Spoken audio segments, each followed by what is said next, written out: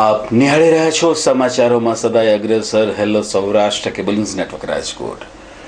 મોરબીમાં રહેતા અબ્દુલભાઈ રહીમભાઈ મુસાણી પરિવાર સાથે છોટા હાથીમાં બેસી મોરબીથી ટંકારા ગામે ઝીંગાની ખેતી માટે જઈ રહ્યા હતા ત્યારે જૂના ઘાટીલા પુલ પાસે અચાનક જ વાહન પલટી ખાઈ જતા આ અકસ્માતમાં 13 લોકોને ગંભીર ઈજાઓ પહોંચી હતી।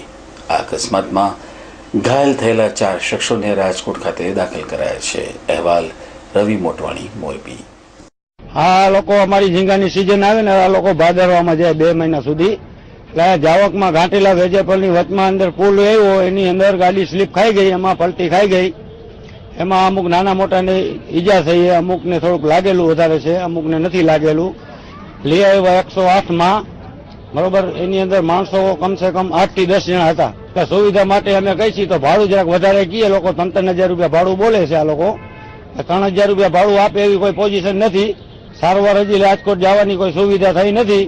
સુવિધા માટે અમે બધા ઉભા છીએ। હવે ગાડી અમે મંગાવી છીએ બધા લાતી પ્લોટ શેરી નંબર 4 મોર।